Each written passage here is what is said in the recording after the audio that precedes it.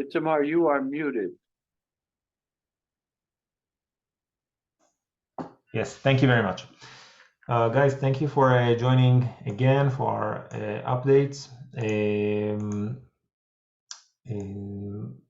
We're on the 6th day of the war with Gaza. Once again, we are going to start with a prayer. This is a picture I took earlier near the city hall in Jerusalem. Yeah, things are, of course, there's tension going on, and I hope tomorrow, which is Friday, I hope everything is going to be smooth. This is the time of prayer of the Muslims in Israel, and there were a few calls to kind of have protests for Gaza. So let's see what happens. I did see more border police than usual. So that's what you see here. We'll start with a prayer. Psalm chapter 6. I'll read it in Hebrew, and you can follow the English, of course. למנצח בנגינות על השמינית, מזמור לדוד. אדוני, אל באפך תוכיחני, ואל בחמתך תייסרני. חנני אדוני כי אומלל אני, רפאני אדוני כי נבהלו עצמי. ונפשי נבהלה מאוד, ואתה אדוני עד מתי? שוב אדוני חלצה נפשי, הושיעני למען חסדך. כי אין במוות זכרך, בשאול מי יודע לך? יגרתי באנחתי, אשחה בכל לילה מיתתי, ודמעתי ערסי אמסה. עששה מכעס עיני, עתקה בכל צורריי. סורו ממני כל פועלי אבן, כי שמע אדוני קול בחיי. שמע אדוני תחינתי, אדוני תפילתי ייקח. יבושו ויבהלו מאוד כל אויביי, ישובו יבושו רגע. So we're saying this prayer for the children and babies that are kidnapped in Gaza, are held hostage and are prisoners in Gaza. We're saying for the other prisoners, the elderly, the women and men in Gaza. We're saying it for the recovery of our many thousands of people that were injured in this attack. We're saying for the elevation of the soul of, I think it's 1,300, the official number, I think it's 1,300 casualties, Israelis that were killed and murdered by Hamas. We're saying it for their families, that God will send them comfort and peace. We're saying it for our brave soldiers, that they will defeat the enemies, and we hope for better days. Also, if any of you want to add something to that prayer, please let me know. You can say it right now if you want. You can just open your microphone and say it. So please, it's a joint prayer. We read Psalm 6, and if any of you wants to add anything, you may add, of course.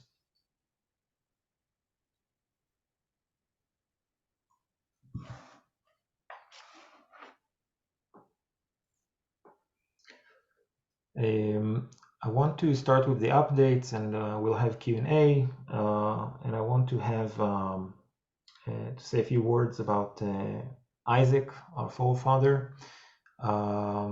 That will be our study, Torah study, I would say. I want to start by thanking America and Joe Biden, President Joe Biden, once again, for his tremendous help for Israel in this time, and the American people, and the way they support Israel is just unbelievable.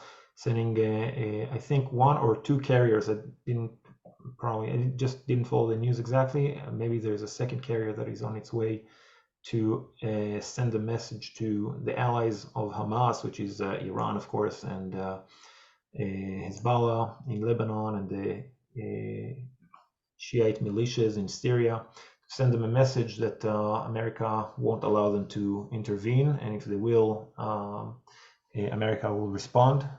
I think this, the way it prevents the attack on their side, we cannot really measure it. Sometimes you cannot just measure it, and we don't really know how many lives are saved by this move. We don't know the face of the people that were not killed because of this move, you see. And eh, sometimes when you're in the military, you just know that you're saving lives, but you don't know the people that you're saving. You just don't know who are they. Just what happened with me in my service. You know that you're saving the lives of Israelis. You just know it.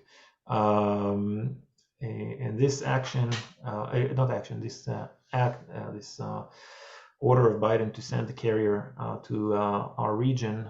We don't know how many lives were saved by that. So a huge thank you from the people of Israel to the American people and to the President Joe Biden for doing that. These are the children that are, some of them that are kidnapped in Gaza. I want you to see their faces. In the article that I read, it just doesn't say which name belongs to which child, so sorry about that, but these are the children, our sweet children that are kidnapped in Gaza. And as a young father, I would say I don't know the level of stress they are in. It's just horrific. So I hope God will shelter them and give the right spirit to their kidnappers to hold them in a humane way and keep them. What you see on the left side is let my people go, women, children, elderly, and families that are kidnapped in Gaza. That's what one of these campaigns that are running now. So I wanted to share that with you. We have many Israeli heroes. I want to just name some of them. This is Idan Amedi, and for those of you who watch Fauda on Netflix, a very famous show, he's an actual combat soldier that is in that show. Fauda is just very popular, very famous, but he's an actual combat soldier, just like some other of the actors over there. And he was drafted, so he sent a very beautiful message to Israelis and thank them for all the packages and blessings that people send to the front, drawings of children that are drawing for the soldiers, which lift their morale. So that's what you see over here. One of these unreal moments of the war. The soldier that you see over here is he had a child just last week, and he was participating in the child's bris, the circumcision, the ritual circumcision. He's looking at the bris, and he's actually saying the blessing that the father is supposed to say, which is ברוך אתה השם אלוקינו מלך העולם אשר קידשנו במצוותיו וציוונו להיכנס בבריתו של אברהם אבינו. Blessed are you, God, King of the universe, that blessed us with his commandments to enter in the covenant of our father Abraham. And then they did the circumcision. Death really touches everyone. These are just some of the heroes that died recently, and I know the people that their family members I'm acquainted with. Two captains, Captain Shiloh Har-Evan and Captain Sagi Golan. So these are the young soldiers that are protecting our country. And again, it's really everywhere. You just know many people that either lost their lives or injured, or some of their family members something bad happened to them. It really touches all the Israelis. This is I think Captain Roy Nahari. He died in combat. He was killed in action, and his family decided to donate his organs. He already saved a few people. His heart was planted in a man that is 63 years old. His lungs in an older person, 72 years old. His liver saved a 44-year-old woman, and other organs saved a young woman of 29 years old. and another kidney for 61 years old. So this is really an amazing thing that the family did. We have another brave a man, a citizen, unarmed, that in the music festival that was going on near Gaza, where there was a whole massacre going on, he was actually managed to get away from the massacre, but he came back to save lives and to help the wounded, maybe drag some of them back, and he was killed while doing so. So again, you see the amazing spirit of our young men and women. This dog saved her family. They were like going from one room to another to the shelter room, and at that moment the dog attacked the terrorist, and the terrorist was busy shooting the dog, and the family managed to get to the escape room or the safe room, sorry, not the escape room, the safe room, and the dog saved the family's life. Many volunteers, just countless amount of volunteering going on, many initiatives. This is my friend Amit, the guy over here in the truck, Amit Levkov, and he and like many other Israelis were just out there supporting the soldiers and helping with different donations and packages. So that's what's happening. So really, this is the kind of spirit that is going on right now in Israel.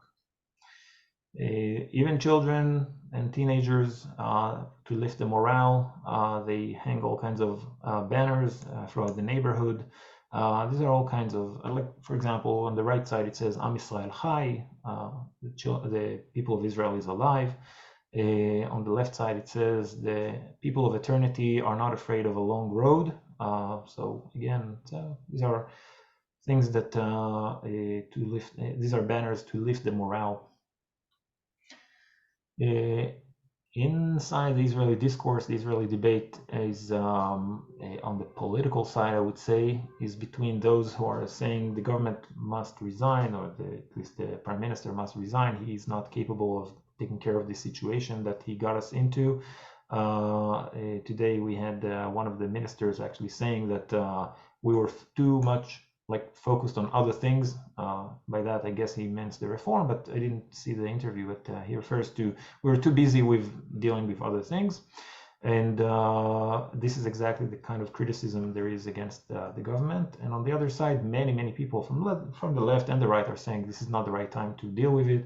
We are in the midst of war. We need to let them focus, let the politicians focus on making sure that the army is operating. And this is not the right time to deal with it. So this is how the debate basically is now. The Israeli army, what you see here is just a quick interview with the commander of the Israeli Air Force. Usually Israel is avoiding, is trying to minimize the collateral damage. And the way to do that from the air is to send a small bomb to the roof of that building. Then people are evacuating, and after 5 to 10 minutes, they actually destroy the building. So this is like one of the ways of Israel to avoid collateral damage. And in this interview, the commander of the Israeli Air Force says, if there are terrorists over there, we'll make sure they're dead. We won't be as humane. We're like taking off the gloves in a way. That's what he meant to say.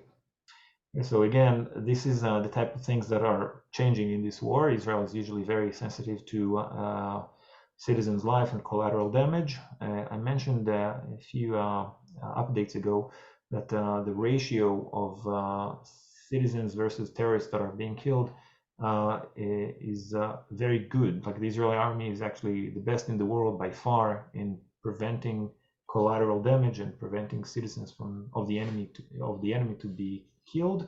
But now they won't be as sensitive to that, again, because they want to reach out to these terrorists.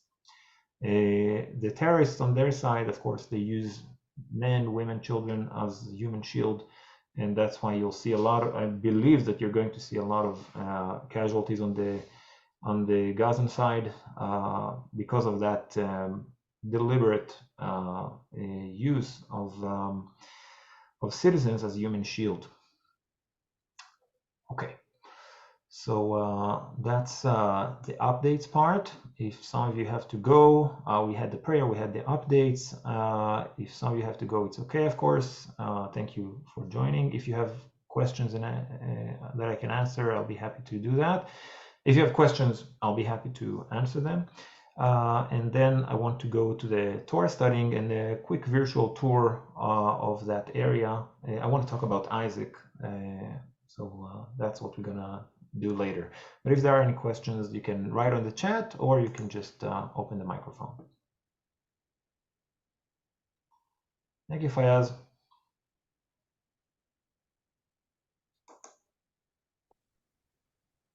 Can I say something? Go ahead, Amir. As a tour guide, I am actually the job, me and Itamar, it's about history, is to make the history in beautiful sites in Israel to be alive again. And there is a historian that asks, what is the most important history? And the answer is the history that we are make today. This is the most important history. Every day that we are living, we're changing and we're creating history. And I hope that this situation now in Israel that force on us, we didn't have any choice to make this war to protect us.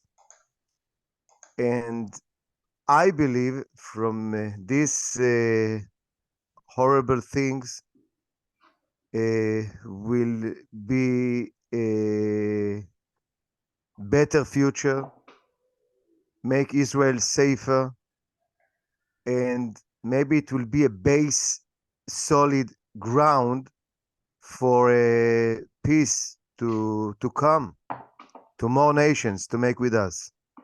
And the justice will be for all. Thank you, Amir. Yes. Anyone else have a question?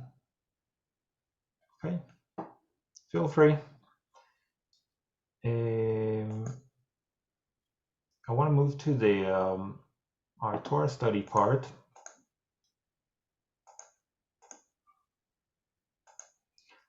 I want to talk about Isaac, our forefather. I think he's not discussed as much, of course, not as much as Abraham and Jacob. It's a very elaborate story, of course. Isaac is just a few chapters. I think it's like probably like 3 chapters. He's a very special man and very holy man. And I want to shed a little bit of light about him. So let's start with this. Let's start with these verses from the book of Genesis. Now there was a famine in the land, besides the previous famine in Abraham's time. And Isaac went to Abimelech, king of the Philistines, in Gerar. The Lord appeared to Isaac and said, "Do not go down to Egypt. Live in the land where I tell you to live. Stay in this land for a while, and I will be with you, and will bless you. For to you and your descendants I will give all these lands, and will confirm the oath I swore to your father Abraham. I will make your descendants as numerous as the stars in the sky, and will give them all these lands, and through your offspring,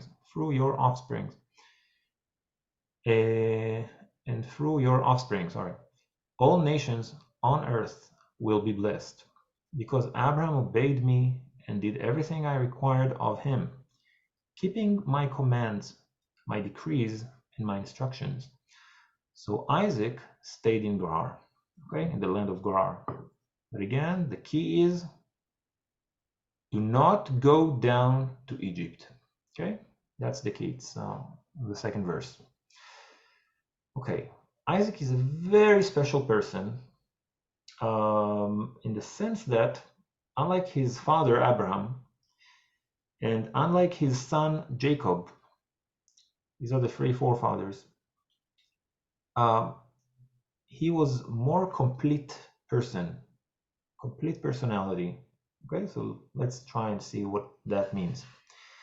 He only had one wife, Rebecca. Okay, Abraham had three: Sarah, the concubine Hagar, and later he took another wife, Keturah. Jacob had four wives, two wives and two concubines. His wife Rebecca only gave birth to once, okay, to the twins Jacob and Esau. He only lived in one land. He only lived in the land of Israel. He never left the country. And as we're going to see, he lived in a very specific area. We're going to see that. Okay, now I'm going to say something that is a bit strange. And if you're not very familiar with the biblical text, it will sound strange, but I'm just going to say that, okay? He only had one name. Okay, what does it mean he only had one name? So Abraham started his life as Avram. Then God gave him the full name Abraham with an H in the middle, Avraham. And then later in his life, Abraham is called Abraham. Just look at the book of Genesis, it's there. The same goes with Jacob. Jacob is also called at some point as Jacob.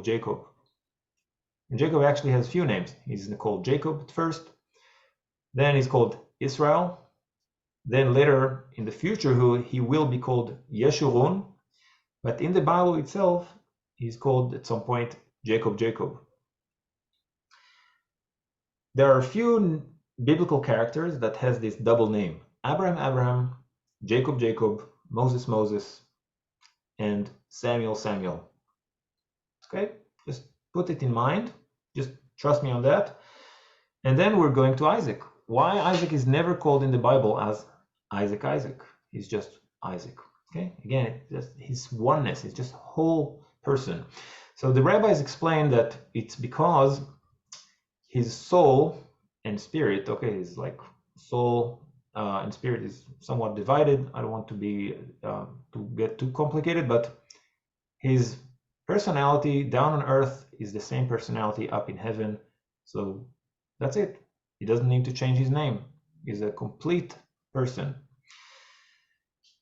Another thing that Isaac does, unlike his father Abraham and his son Jacob, he's not just a shepherd, he's also a farmer. He's the only forefather that was a farmer. Okay? So with that, I want to go to the life of Isaac. I want to show you Google Earth. We'll start with let's start with the binding of Isaac, and then we'll go to the life of Isaac. Okay, let's see that. Okay.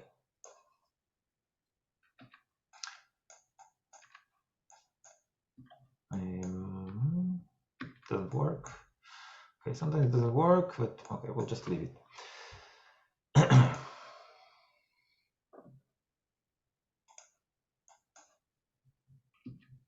Let's try. I'm trying to maximize the screen. No, it doesn't work. Okay. The binding of Isaac. We are told that Abraham is leaving Beersheba. This is the modern city, of course, of Beersheba. Where exactly is the biblical city? We'll do it some other time. But there is a biblical city called Tel Beersheba. Okay, like the ancient hill of Beersheba. It's east of Beersheba today, of modern Beersheba. Is this the actual Beersheba that Abraham lived in? That's for a debate, but anyway, it has to be somewhere in that area. So from Beersheba, Abraham lived, according to the Bible, he goes to the land of Moriah. Okay, the land of Moriah is in Jerusalem. Okay, so let's just zoom out. Here it is. Okay, Abram is going from Beersheba through the mountains to Hebron and up to Jerusalem through Bethlehem. That's how he goes. Okay, now who is coming with Abraham? How many people are there on their way from Beersheba to Jerusalem or to the land of Moriah? How many people are there?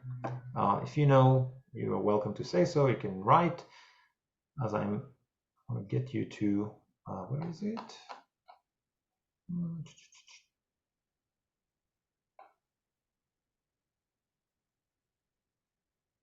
Anyone knows?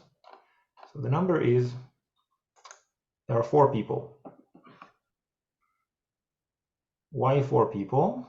It says so, Abraham and Isaac and his 2 servants. At some point, the 2 servants are waiting with the donkey, and then Abraham and Isaac are going to the land of Moriah, which is the Temple Mount that we are familiar with. And this is where the binding of Isaac took place, this ultimate test of devotion of Abraham. Okay? Now, who are the other 2? Who are these other 2 that are walking with them? Our sages tell us 2 people join them. Eliezer, the servant of Abraham, and Ishmael, the older son of Abraham. The question is, what is happening over there? What is happening in that journey? So all of them are circumcised. Abraham is circumcised. Isaac, his son, is circumcised. Eliezer, his servant or slave or servant, okay, is also circumcised because of that, because he's a servant of Abraham. He has to be circumcised again, according to the word of God. And Ishmael is circumcised. And the question is, who exactly is Ishmael? Ishmael, on the one side, is the son of Abraham, no doubt. So is he the son or a servant? Why a servant? Because he was born to the maid servant of Sarah, Hagar. Okay, so there are 3 people: Isaac the son, Eliezer the servant, and Ishmael, which is a son and a servant. And there is a debate in the rabbinic literature. That's what's going on over there. Like God is basically taking all 3 options. Who's going to be the heir of Abraham? And then God tells you, Kach lecha et bincha, take your son with you. Which son? Abraham or Ishmael? Et yechidcha, your only son. Okay, Isaac is the only son for his mother, and Ishmael is the only son for his mother. Okay, Asher ahavta, the one that you love. I love both my sons. Okay, God is not patient anymore. He says, take Isaac. Okay, so Isaac was chosen by God to be the one that he's the heir of Abraham. And now they're up here in Mount Moriah. There is this whole test of devotion, of course, to sacrifice him. And ultimately, an angel stops Abraham. Do not lay a hand on the boy, he said. Do not do anything to him. Now I know that you fear God, because you have not withheld from me your son, your only son. Okay? That's when God basically tells Abraham, that's it. Now you know. Your son is Isaac. Abraham didn't like it. How do we know? He really loves Ishmael. Why does he love Ishmael so much? Because he's the son of Hagar. Who exactly is Hagar? Hagar is, according to the Jewish tradition, the daughter of Pharaoh. She's a princess. And in a way, Abraham thinks, okay, if I'm the Hebrew connecting to Pharaoh, then we can spread the word of God through an empire. See, that's what Abraham is thinking. God had a different plan. He says, no, no, no. I want to spread my word not through an empire. I want to spread it through a small nation, my kingdom of priests. Okay, so this is what is happening. This is the division, I would say, between God and Abraham. Abraham thinks practically, okay, I'm going to be married to the daughter of Pharaoh, therefore I'm going to pass on the faith in the one God through an empire, through strong political power. But God has a different plan, of course. Okay, so this is the binding of Isaac part. If there are any questions on this part, you're welcome, and then we'll continue to the life of to other parts of the life of Isaac.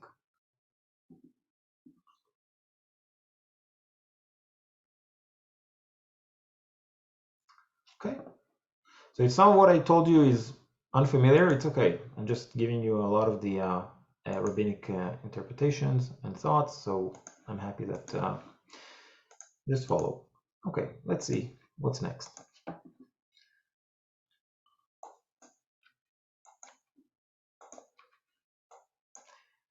The life of Isaac, unlike his father Abraham and his son Jacob, are limited to a very, very, very small area.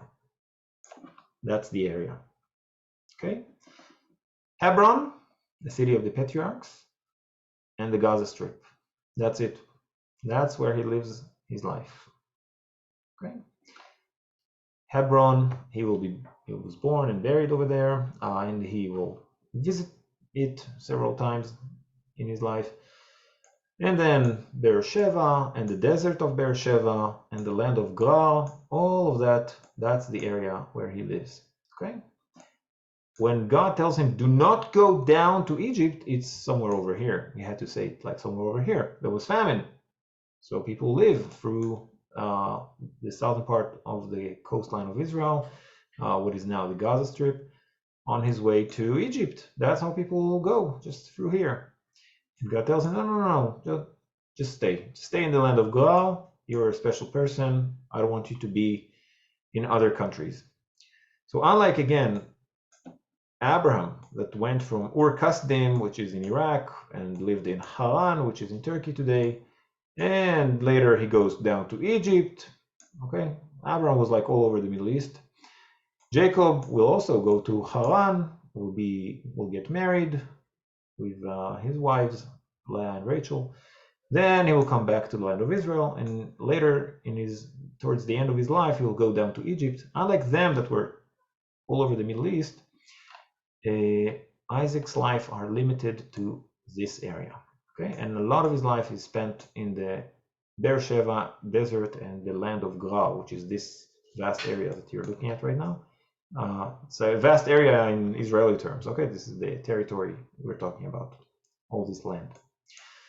Okay, I mentioned that he was a farmer, unlike his father and his son, and he's farming in this area. Just take a look at the farmlands of the Gaza envelope. Just take a look at this. It's unreal. So we have this extreme desert of the Negev, okay? Then we're getting to this amazing farming area. I hope you can all see the fields. Look at this. Look how much. More and more and more fields. It's everywhere. This is like the wheat basket of Israel is in this area, okay? Massive farmland. Huge. All this. More, there's more. Okay, until we get to the hilltop, the foothills, of Judea, this area. Okay, over here, still, this is all the Gaza envelope. These are the areas that were attacked. All this area. Look how many fields.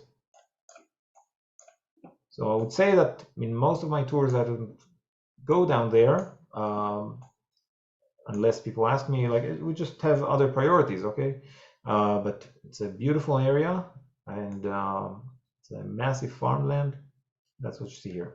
Okay, so this is a bit north, but all this area is still very, very close to Gaza, as you can see, vast farmlands. And we're told that he's farming and he gets 100-fold of what he seeded. Okay, so really amazing area.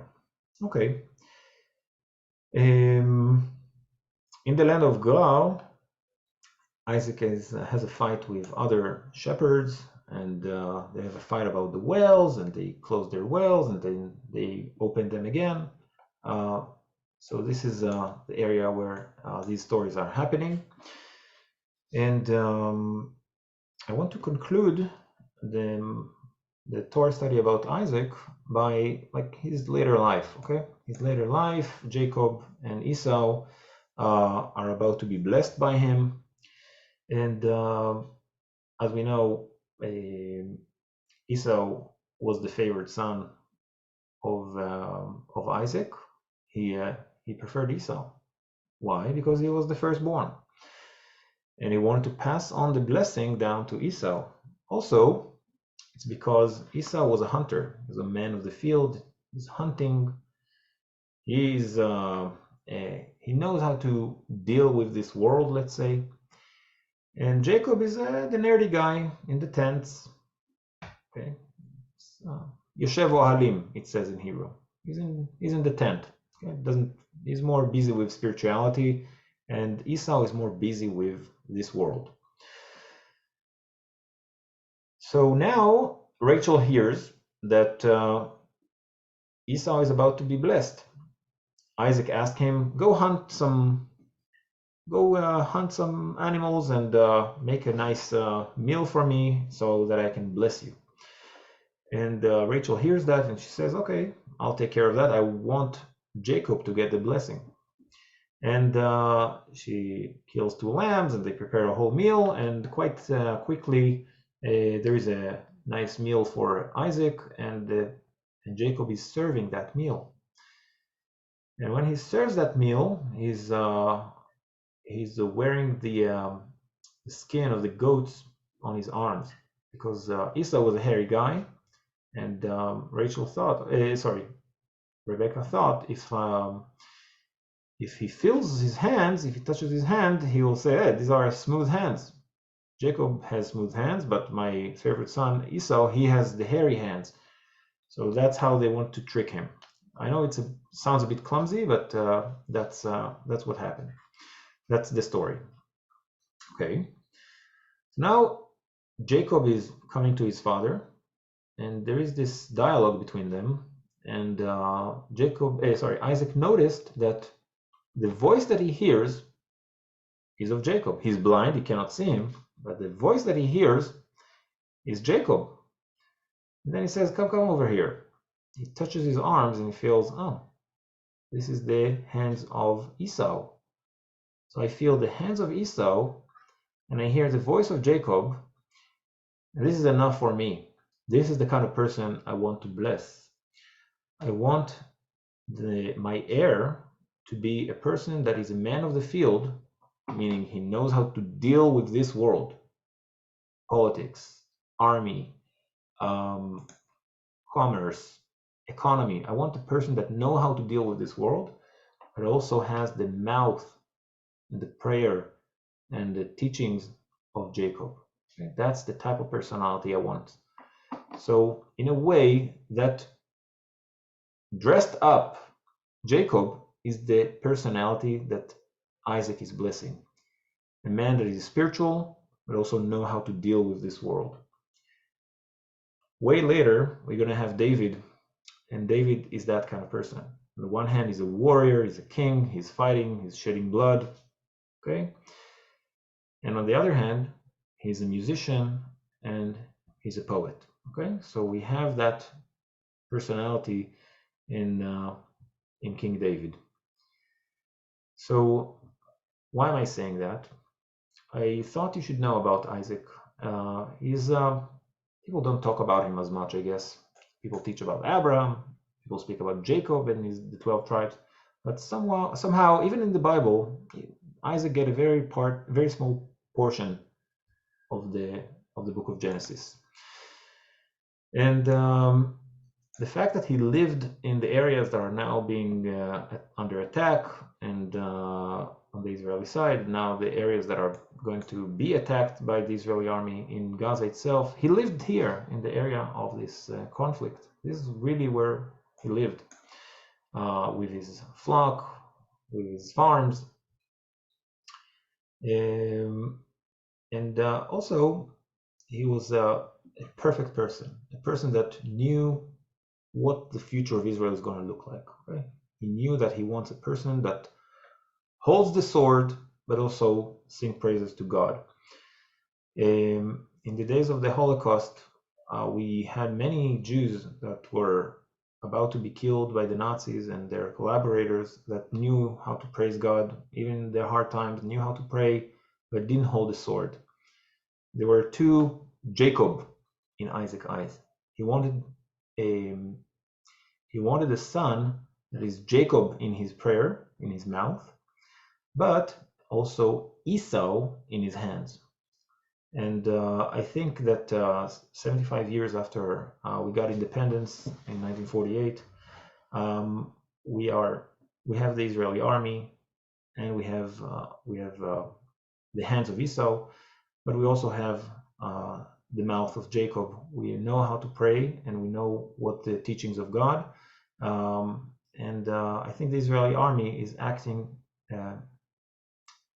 in a moral way, in the sense that we're going to bring, let's put it, we're going to fight pure evil, not as a revenge, but also, but mainly as to make justice in this world, to show the world that we're not afraid of facing evil, and destroy it.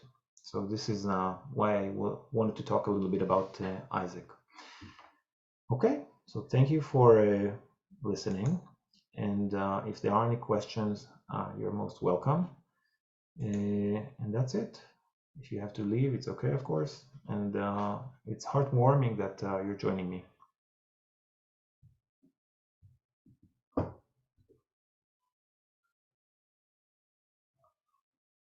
If there are any questions, you're, of course, welcome. It's not a question, Itamar. Yeah. It's just a comment. Go ahead. I'm from originally, I live in Canada, but I'm originally from Belfast in Northern Ireland. Yeah. And I lived through the Troubles in Northern Ireland. And we thought they were the most horrible thing. But my goodness, nothing to what you guys are going through. And you are in our hearts. Thank you very much for that.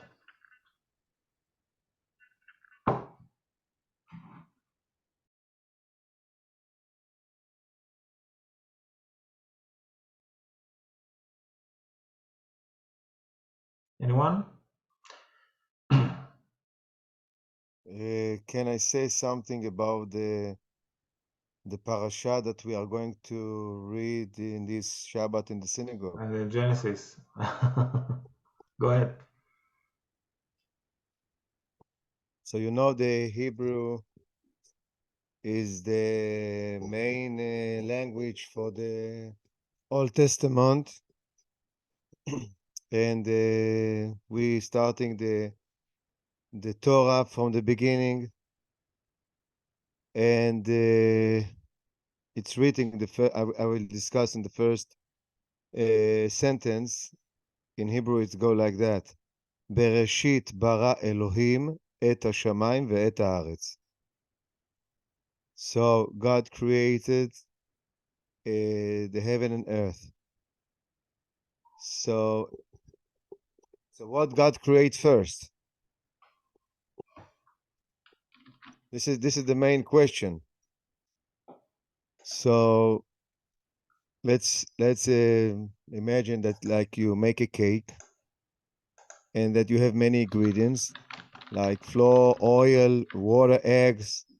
So you need to prepare first all the ingredients, and then you mix them, and then you put them in the oven, and then you have a cake. So he need to make creation before he start to create. And now I can know that because the logical says that he need to create the time. He need to create the physics laws, the chemistry laws. He need to create the Bereshit. After he create all these foundations, then he start to create. And how I can see this in the Old Testament, if you look on the word Bereshit, you see that the first three letters, it's Bet Resh Aleph. Bet Resh Aleph, bara. Bara in English is create. And from this, he created also the Bereshit, and then he started. And then the three, and after the word Bereshit, it's become, the second word is bara. It's the same three letters. Create. And then who made all this? Elohim, God. And and he also created the letters. So if you are working in a company that you make a project and you need to write it down, and if you didn't write it down, even though that you made this project and you didn't fill down the report, then you didn't make the project, the mission. But if you fill down the report on the writing, even though that you didn't make the project, then you did it. But if you did the project and you write it down, then it's perfect. So God created also the letters, the Aleph Bet. And now I can know this in the sentence, the first sentence. In the beginning, right, God create. In Hebrew, it's go like that. Bereshit bara Elohim et. De. It's et in Hebrew. It's all the letters from Aleph to Taf. 22 letters, the Hebrew letters. And then he started to create the world. And Thank you you, know, Amir. Thank you. Yeah. okay. So thank you for adding that. We are starting to read now from the book of Genesis, reading all the Torah portions from Genesis to Deuteronomy, and every week we have parasha. Parasha is just a portion of the Torah. So thank you, Amir, for sharing that. Okay, so I appreciate your time, and I'll see you next week. I won't be able to broadcast tomorrow, Friday, and Saturday, but I'll probably see you back on Sunday.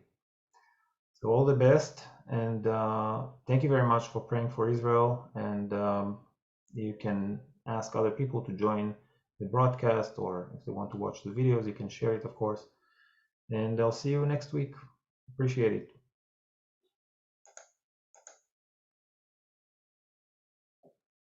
Stay Thank you so safe. much. Thank you, Itamar, for all your time Okay. and your effort to do this for us. Okay. You're a real blessing. Thank you, sweetie. All the best. Thank you, Jan. Thank you. Bye for now.